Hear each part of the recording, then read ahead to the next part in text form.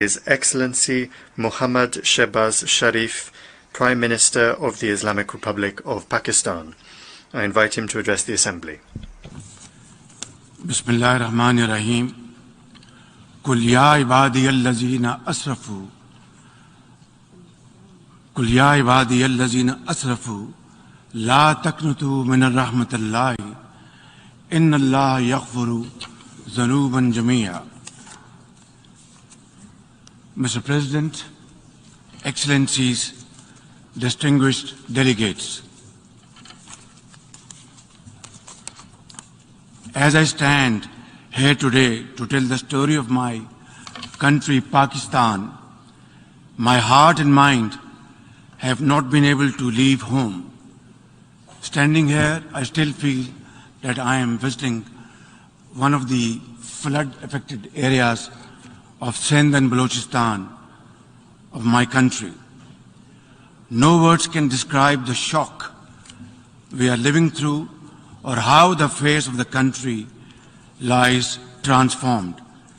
I have come to explain firsthand the scale and magnitude of this climate catastrophe that has pushed 1/3 of my country under water in a superstorm that no one has seen in one's living memory.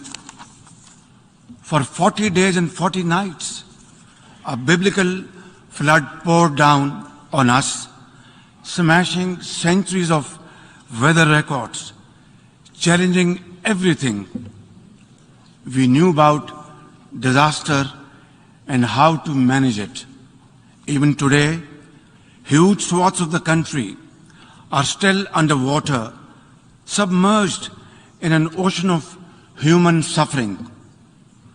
In this ground zero of climate change, 33 million people, including women and children, are now at high risk from health hazards. With 650,000 women giving birth in makeshift tarpaulins.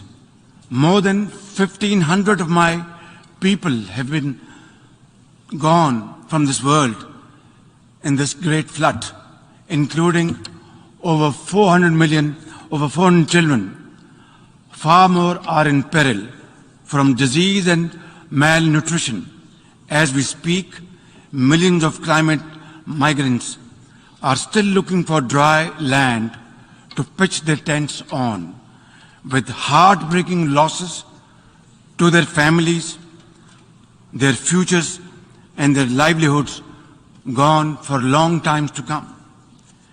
Early estimates suggest that more than 13,000 kilometers of metal roads have been damaged, over 370 bridges have been swept away, 1 million homes have been destroyed and another million damaged. More than 1 million farm animals have been killed. 4 million acres of crops have been washed away, stripping the people of their bread basket, and damage of an unimaginable scale.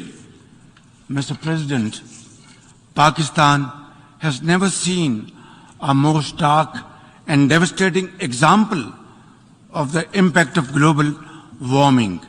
Life in Pakistan has changed forever. I have visited personally and spent time in every corner of my devastated country. People in Pakistan ask, why? Why has this happened to them? When global warming rips apart whole families and an entire country at this ferocious speed, it is time to ask why, and time to ask not what can be done, but what must be done. The undeniable truth is that this calamity has not been triggered by anything we have done. Our glaciers are melting fast, our forests are burning, and our heat waves have crossed 53 degrees Celsius, making us the hottest place on the planet. And now, Mr. President, now we live through an unprecedented monster monsoon. It is literally a monsoon on steroids, as the UN Secretary General described it most befittingly. It is on steroids. One thing is very clear. What happened in Pakistan will not stay in Pakistan. As the Secretary General so candidly says, hotspots like Pakistan fall in the 10 most climate vulnerable list of countries, but emit less than 1% of the greenhouse gases that are burning our planet. It is therefore entirely reasonable to expect some approximation of justice for this loss and damage, not to mention building back better with resilience and strength. Clearly the time for talk about action has passed. At this point, I am profoundly grateful that the UN Secretary General Antonio Guterres visited Pakistan, where he spent time with climate refugees, with mothers and children in the tents, and repeatedly assured us of his support and assistance. At this point, I want to thank each and every one of the countries that have sent help to Pakistan and their representatives to Pakistan to stand in solidarity with us in our most trying hour. On behalf of my nation, I once again express my sincerest appreciation to all of them. Excellencies, the impacts on the health and wealth of my country are beyond calculation at this point.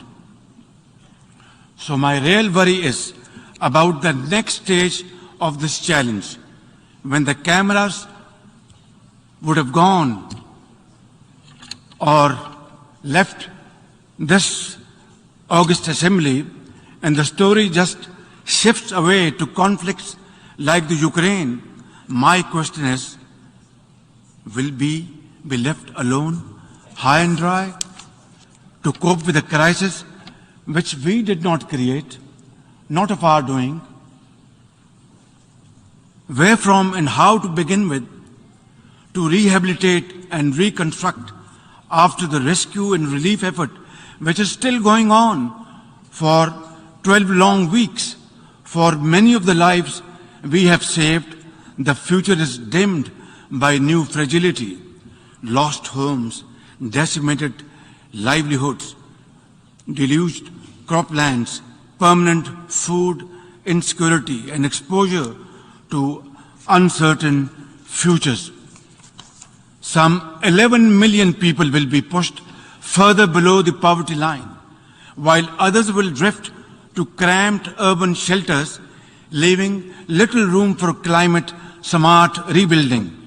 Mr. President, for now, we have mobilized all available resources at our domain, squeezing resources from left and right towards the national relief effort, and repurposed all budget priorities, including development funds, to the rescue and first-order needs of millions, cash transfers to the most affected 4 million women, heads of household, had begun weeks ago via our social security program, the Benazir Income Support Program. It has been established in the name of former late Prime Minister Benazir Bhutto, and her son is our foreign minister today. 70 billion rupees, or almost $300 million from our own pocket we are spending on this program. But at this point, the gap between our urgent needs and available resources is increasing by the day and amplified by the sheer unprecedented scale of this disaster. Our manpower and resources are totally overwhelmed and overstretched. The question to raise here is quite simple.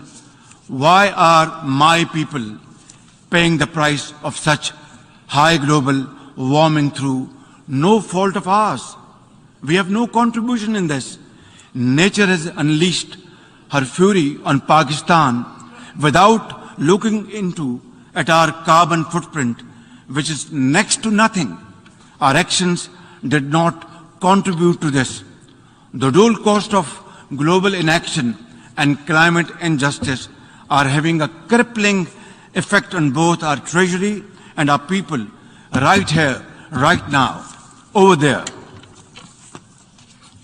Mr. President, this is going to be a long haul, and under these most trying circumstances, hope is the best enemy of darkness. And Pakistanis are known to be exceptionally resilient people. For my part, I am fully committed, fully geared to fighting this battle for our survival in the tents, in the trenches with my people until we have rebuilt Pakistan to face the growing challenges of this century. It is high time we took a pause from the preoccupations of the 20th century to return to the challenges of the 21st century. The entire definition of national security has changed today, and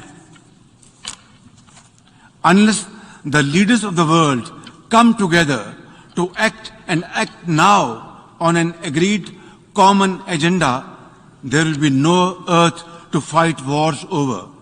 Nature will be fighting back, and for that, humanity is no match at all. Mr. President, Pakistan's urgent priority right now is to ensure a rapid economic growth and lift millions out of poverty and hunger. To enable any such policy momentum, Pakistan needs a stable external environment. We look for peace with all our neighbors, including India. Sustainable peace and stability in South Asia, however, remains contingent upon a just and lasting solution of the Jammu and Kashmir dispute. At the heart of this long-standing dispute lies the denial of the inalienable right of the Kashmiri people to self-determination. India's illegal and unilateral actions of 5th August 2019 to change the internationally recognized disputed status of Jammu and Kashmir and to alter the demographic structure of the occupied territory further undermined the prospects of peace and inflamed regional tensions. India's ruthless campaign of repression against Kashmiris has continued to grow in scale and intensity. In pursuit of this heinous goal, New Delhi has ramped up its military deployments in occupied Jammu and Kashmir to 900,000 troops, thus making it the most militarized zone in the world. The serial brutalization of Kashmiris takes many forms: extrajudicial killings, incarceration, custodial torture and death, indiscriminate use of force, deliberate targeting of Kashmiri youth with pellet guns, and collective punishments imposed on entire communities. In a classic settler colonial project, India is seeking to turn the Muslim-majority Jammu and Kashmir into a Hindu territory through illegal demographic changes. Millions of fake domicile certificates have been issued to non-Kashmiris. Kashmiri land and properties are being seized. Electoral districts have been gerrymandered, and over 2.5 million non-Kashmiri illegal voters fraudulently registered. All this is in blatant violation of Security Council's resolutions and international law, particularly the 4th Geneva Convention. For our part, the Pakistani people have always stood by our Kashmiri brothers and sisters in complete solidarity and will continue to do so, no matter what, until their right to self-determination is fully realized in accordance with the relevant UN Security Council resolutions. I assure the World Forum and this august platform that we in Pakistan remain consistent in our commitment to peace in South Asia. India must take credible steps to create enabling environment for constructive engagement. We are neighbors and we are there forever. The choice is ours, whether we live in peace or keep on fighting with each other. We have had 3 wars from 1947 onwards, and as a consequence, only miseries, poverty, unemployment increased on both sides. It's now up to us to resolve our differences, our problems, our issues, like peaceful neighbors through peaceful negotiations and discussions, and save our scarce resources for promoting education and health and employment to millions of people, young boys and girls on both sides of divide, and not waste our resources in buying more ammunition and trying to promote tension in this area. I think it's high time that India understands this message loud and clear, that both countries are armed to the teeth. War is not an option. It is not an option. It is not an option. Only peaceful dialogue can resolve these issues so that the world become more peaceful in times to come. Mr. President, Afghanistan today presents a unique challenge. 30 million Afghans are left without a functional economy.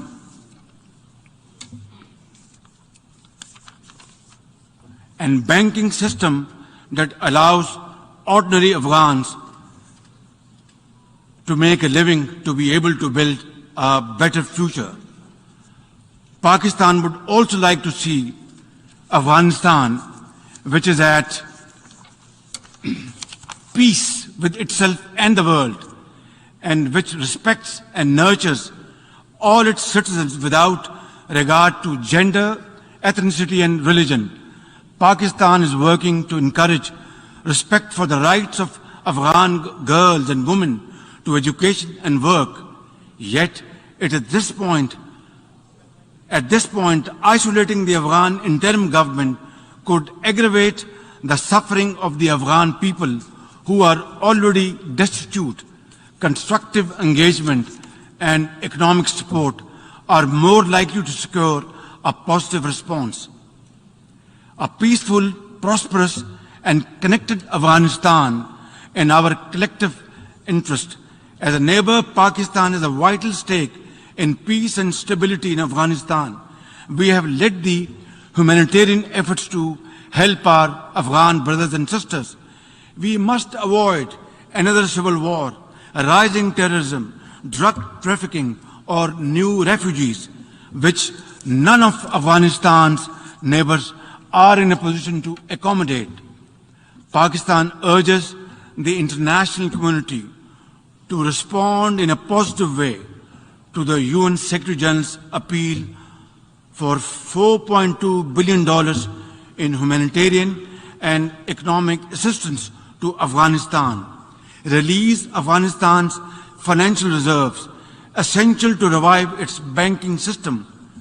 Pakistan shares the key concern of the international community regarding the threat posed by the major terrorist groups operating from Afghanistan, especially ISIL-K and Tehreek-e-Taliban Pakistan, as well as Al-Qaeda, ETIM, and IMU. They all need to be dealt with effectively and comprehensively with the support and cooperation of the interim Afghan authorities. In turn, the international community should address Afghanistan's dire humanitarian needs. Mr. President, Pakistan strongly condemns terrorism in all its forms and shades and manifestations. Terrorism does not have a religion, ladies and gentlemen. It is based on dogma, fueled by poverty, unemployment, deprivation, injustice, and ignorance, and fanned by vested interests. Pakistan is the principal victim of terrorism. Over the last 2 decades, we have suffered more than 80,000 casualties and over $150 billion in economic losses due to terrorist attack. Our armed forces, with the support of our people, mothers, traders, students, teachers, engineers, doctors, have broken the back of terrorism within Pakistan, yet we continue to suffer terrorist attacks from across our borders, sponsored and financed by our regional adversary. We are determined to defeat such cross-border terrorism. And I must say loud and clear that the amount of sacrifices Pakistan has made to defeat terrorism over the period of time has been unprecedented in the contemporary history of Pakistan. I tell often to my friends, if you see somebody, a mother or a child or a boy limping on the streets of Pakistan, maybe he was a victim of terrorists years back. That is the kind of sacrifice Pakistan has paid. Our generals, our soldiers, our doctors, mothers, teachers, students, and traders, they all paid their lives for Pakistan's well-being and defeated terrorism. And this peace which was restored back in Pakistan after great sacrifices is not only for Pakistan, it is a peace for global countries and global community. And we are very proud of it. And this is the biggest manifestation of our commitment, our concern, and our continued efforts to defeat terrorism wherever it is. Mr. President, Islamophobia is a global phenomenon.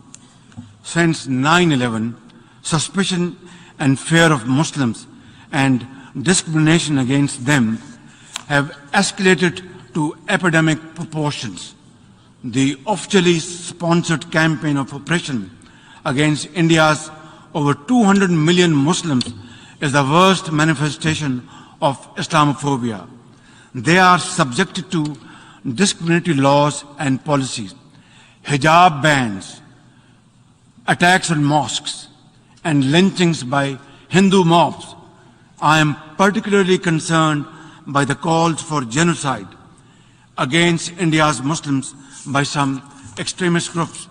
Earlier this year, this assembly adopted a landmark resolution introduced by Pakistan on behalf of the OIC, designating 15th March as the International Day to combat Islamophobia. It's my sincere and ardent hope that this should lead to concrete measures by the UN and member states to combat Islamophobia and promote interfaith harmony. Mr. President, Pakistan is deeply concerned by the numerous conflicts across the Middle East, including in Syria and Yemen. We support all possible efforts to promote their peaceful resolutions. We call on Israel to put an immediate end to the blatant use of force and flagrant violations of human rights of the Palestinian people and the repeated desecration of the holy Al-Aqsa Mosque.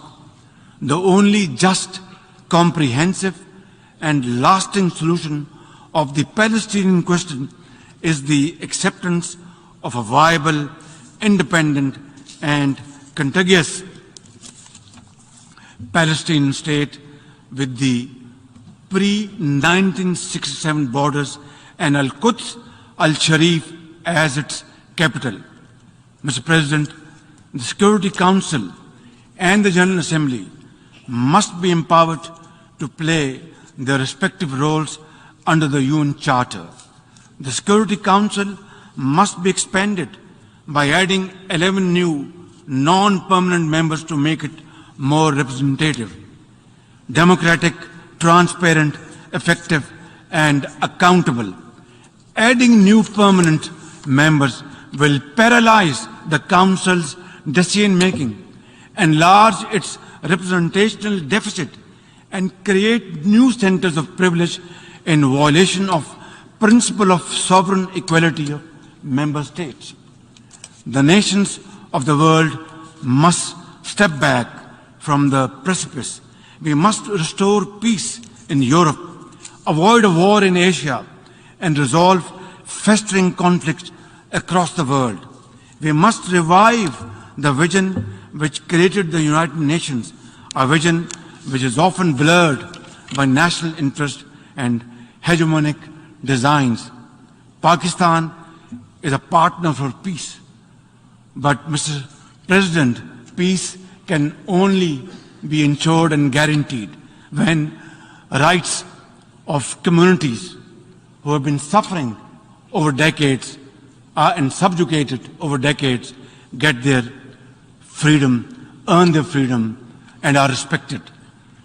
In this behalf, before I conclude, Mr. President, I would once again repeat at the cost of repetition that we want to have peace with India, but long-lasting, enduring peace can only be ensured and guaranteed through a just and fair solution of Kashmir, providing rights to the people of Kashmir under UN Charter, according to Security Council resolutions, the right of self-determination, and I will be most forthcoming to sit down then and talk to our Indian counterparts to pave the way forward for future so that our generations do not suffer, so that we spend our resources on mitigating miseries, on building structures to face these floods and outbursts of clouds. We are developing societies. We don't have unlimited resources.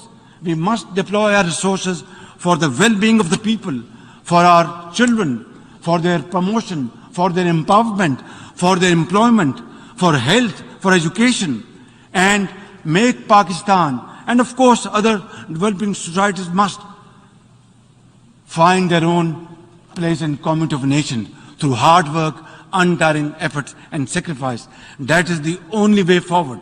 Therefore, we will work with all those committed to the United Charter's principles to restore the vision which created the United Nations and to equip this organization with the capacity to preserve global peace and promote universal prosperity.